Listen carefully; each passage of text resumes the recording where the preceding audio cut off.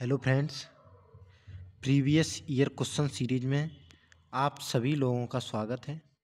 आज हम साइंस के क्वेश्चन करेंगे जो कई एग्जाम में पूछे गए हैं, जैसे यूपीपीसीएस, बीपीएससी, एमपीपीएससी या फिर किसी भी वनडे एग्जाम में पूछे गए हैं।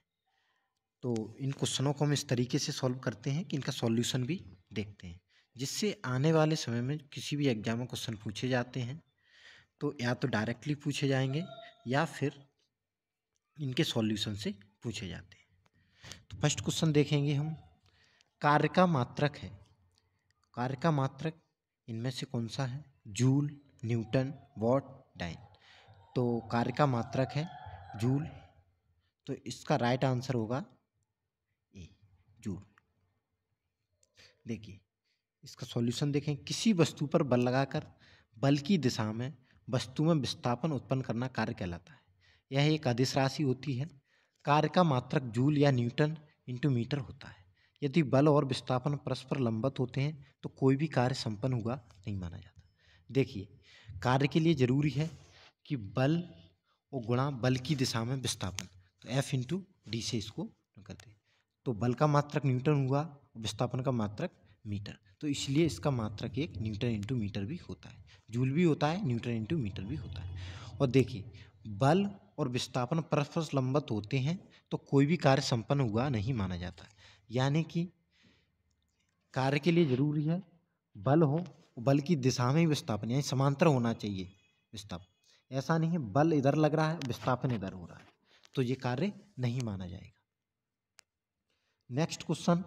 इलेक्ट्रॉन वोल्ट इकाई होती है ऊर्जा की, इलेक्ट्रॉन के आवेश की, विभवांतर की और शक्ति की। तो इसका राइट आंसर होगा ऊर्जा की। इलेक्ट्रॉन वोल्ट ऊर्जा की इकाई होती है। देखिए इलेक्ट्रॉन वोल्ट ऊर्जा की इकाई है यदि दो बिंदुओं ए एवं बी के जिनके बीच 1 वोल्ट का विभवांतर हो के मध्य किसी इलेक्ट्रॉन को बिंदु ए से बिंदु बी तक ले जाने में जो कार्य प्राप्त होता है उसे 1 इलेक्ट्रॉन वोल्ट कहते हैं। तो देखिए 1 इलेक्ट्रॉन वोल्ट क्या है? बिंदु ए से बिंदु बी तक ले जाने वाला एक कार्य ही है। कार्य में जो ऊर्जा खर्च हो रही है वो ही है 1 इलेक्ट्रॉन वोल्ट। ठीक है। नेक्स्ट, निम्नलिखित एसआई यूनिटों में कौन सा सही सुमेलित नहीं है? ये कार्य इसका मात्रक जूल है, बल न्यूटन, द्रव्यमान किलोग्राम, दाब डाइन। तो इसमें से कौन सा सुमेलित नहीं है? ऑप्शन डी, दाब डाइन। देखिए कार्य का मात्रक जूल है, सही है। बल का न्यूटन है, द्रव्यमान किलोग्राम, लेकिन दाब का मात्रक डाइन नहीं होता है, पास्कल होता है।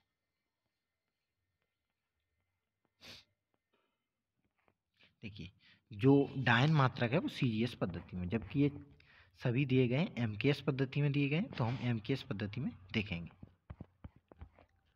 डेसिबल किसे नापने के लिए प्रयोग में लाया जाता है? खून में हीमोग्लोबिन, पेशाब में शक्कर, वातावरण में ध्वनि, वायु में कण। तो डेसिबल ध्वनि की तीव्रता मापता है, तो option C is right. Decibel वातावरण ध्वनि की तीव्रता मापने के लिए प्रयोग में लाया जाता है, अर्थात ध्वनि की तीव्रता का मात्रक डेसिबल होता है। साधारण बातचीत 60 डेसिबल, लाउड स्पीकर 70 से 80 डेसिबल। यानी कि आप साधारण बातचीत करते हैं तो 60 डेसिबल और लाउड स्पीकर से करते हैं तो 70 से 80 डेसिबल होता है। जी एमपीपीएससी प्री में पूछा गया क्वेश्चन है, तो किसी न किसी एग्जाम में पूछे गए क्वेश्चन है सब, तो इसीलिए ये सीरीज इंपोर्टेंट है।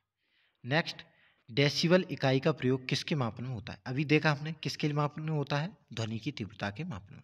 तो इसका राइट आंसर होगा ध्वनि की तीव्रता।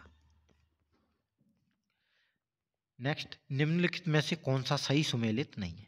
नॉट जहाज के चाल की माप, नॉटिकल मील नौ संचालन में प्रयुक्त दूरी की इकाई, एंगस्ट्रॉम प्रकाश के तरंग दैर्घ्य की इकाई, प्रकाश वर्ष समय मापन की इकाई। तो देखेंगे हम। देखिए नॉट जहाज के चाल की माप बिल्कुल सही है। नॉटिकल मील नौ संचालन में प्रयुक्त दूरी की इकाई बिल्कुल सही है। एंगस्ट्रॉम प्रकाश के तरंग दैर्घ्य की इकाई बिल्कुल सही है, लेकिन प्रकाश वर्ष इस समय का मापन नहीं करता है, इससे दूरी मापी जाती है। लंबी लंबी दूरियां प्रकाश वर्ष से मापी जाती हैं, इसलिए इसका राइट आंसर होगा ऑप्शन डी। क्योंकि इसमें गलत पूछा गया है तो ये गलत है।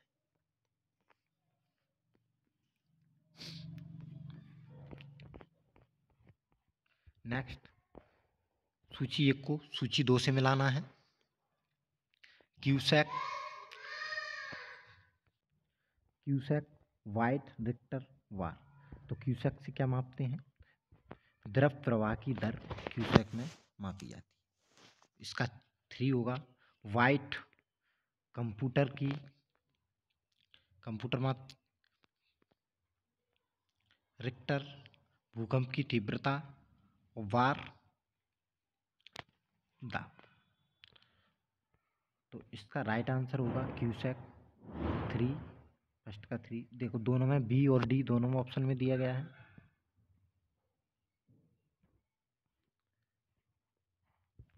और वाइट कंप्यूटर 4th नंबर का है, 3 और 4। रिक्टर भूकंप की तीव्रता 2। तो इसका राइट आंसर हो जाएगा बी। नेक्स्ट, सूची 1 को सूची 2 से मिलाना है। तरंग दैर्घ्य हर्ज, ऊर्जा एंगस्ट्रॉम, ध्वनि की तीव्रता जूल, आवृत्ति डेसिबल। देखिए, तरंग दैर्घ्य तो इसका होगा एंगस्ट्रॉम, ऊर्जा जूल, ध्वनि की तीव्रता डेसिबल और आवृत्ति हर्ज। तो इसका हो जाएगा 2 3 4 1। 2 3 4 1। तो ये आंसर इसका राइट होगा। नेक्स्ट, सूची 1 को सूची 2 से मिलाना है। वाट ऊष्मा, नॉट नौ संचालन, नॉटिकल मील समुद्री जहाज की गति, कैलोरी शक्ति। तो हम इसको मिलाएंगे। देखिए, वाट शक्ति, नॉट समुद्री जहाज की गति, नॉट में मापते हैं, अभी देखा था हमने। नॉटिकल मील नौ संचालन, दूरी को मापते हैं नॉटिकल मील में। कैलोरी ऊष्मा। तो इसके राइट आंसर इस प्रकार से होंगे, देख सकते हैं।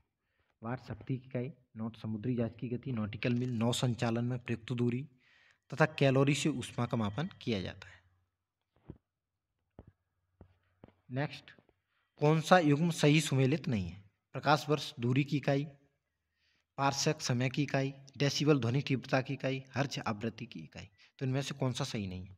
देखिए, प्रकाश वर्ष दूरी की इकाई बिल्कुल सही है। डेसिबल ध्वनि की तीव्रता की इकाई, हर्ट्ज आवृत्ति की इकाई। पारसेक भी दूरी की ही इकाई है और ये प्रकाश वर्ष से बड़ा मात्रक है पारसेक, इसीलिए समय की इकाई नहीं है, दूरी की इकाई, इसलिए ऑप्शन बी गलत है। नेक्स्ट, कौन सा सुमेलित नहीं है? सेल्सियस ताप, किलोवाट आवर विद्युत, RH गुणक रक्त,